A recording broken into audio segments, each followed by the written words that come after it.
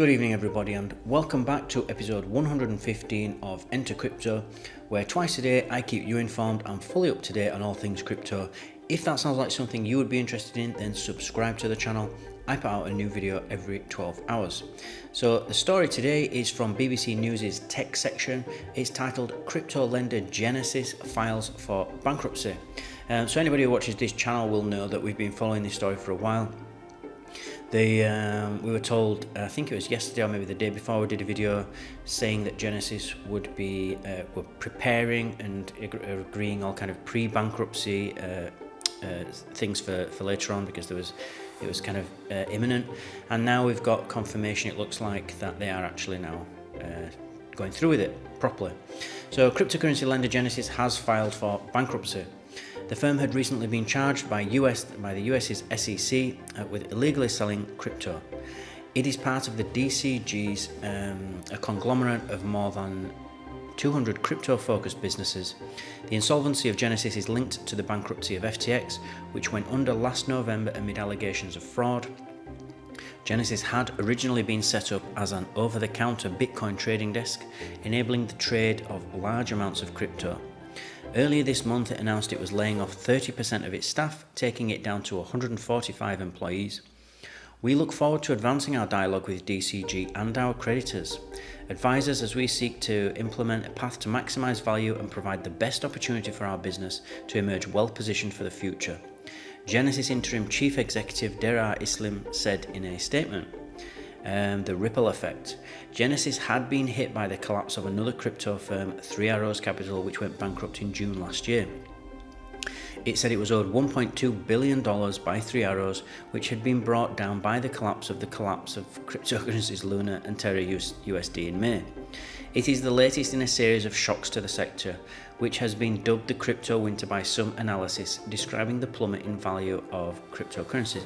Now, one thing that I've seen it's really common recently in crypto in the last few months, is that when Luna and Terra collapsed, we got Genesis and Voyager and other firms collapsing, which you knew were kind of as a direct result because they had such a vested interest. But we also got other companies that were kind of all of a sudden they became insolvent and were blaming it on Luna, but it was really difficult to tie them to anything to do with Luna.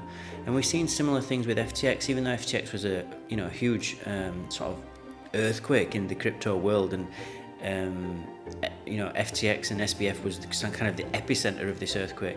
The rippling effect from this, we start to see companies now saying, "Oh, we're not solvent," or we can't, making out like that everything that happened that's happened to the company now is all because of FTX.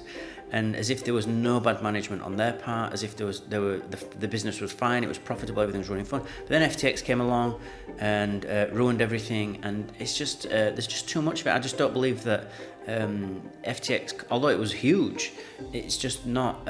We just seem to have a lot of companies that had no ties to FTX whatsoever, that were just over leveraged and poorly managed, and because the FTX saga brought down the market in terms of market cap, they're now blaming that on FTX, whereas if they had been less leveraged or had no leverage, this wouldn't have been a problem.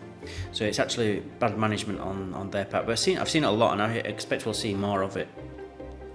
So Genesis is also embroiled in a high-profile dispute with Gemini, owned by the former Olympic rowers Cameron and Tyler Winklevoss, over the fate of $900 million in assets that Gemini customers deposited with the lender. The product, called Gemini Earn, was sold to investors as a chance to earn as much as 7.4% interest on their crypto holdings.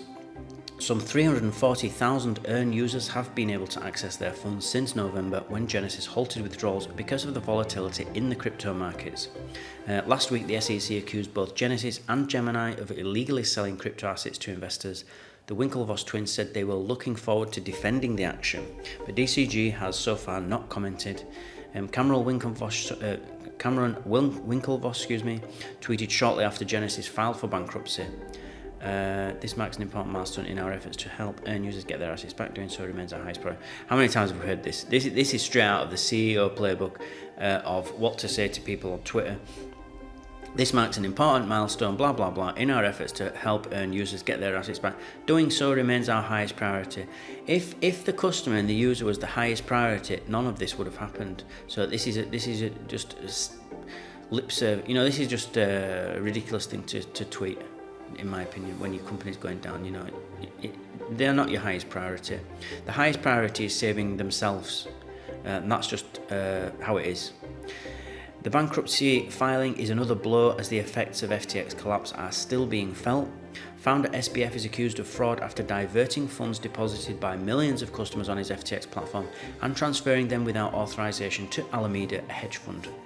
In December, the 30-year-old was extradited from the Bahamas, where FTX was based, back to the US, where he formally pleaded not guilty to charges of defrauding customers and investors. He was released on a $250 million bail, denying the allegations. So I think there's a little bit of, a lot of probably poor management here again, blaming FTX, blaming the market, blaming everybody else, and at the same time saying that you've got your customers and your users are your highest priority. Nonsense. It's just nonsense. It's crappy management, poorly implemented, terrible risk management on their part, and just a total, embarrassment basically and more than that, it's sad because people actually lose money. It's the users that lose money in here, as he's saying, when users and the customers are our priority. They're not, because they're the ones that lose out. He will not lose out. He's going to be fine. These CEOs, they're going to be fine. They don't need to worry about a single thing. So unfortunately, more bad news from the crypto world. But that's just how it's going at the moment. There will be a point when it'll turn around and we'll have nothing but good news, which I can't wait for. So that's what I've got for you. Remember, everybody, to please subscribe to the channel, join my team, and I will keep you updated on all things crypto every 12 hours. Smash that like button if you feel you got value from this video, and I'll see you all in 12 hours time.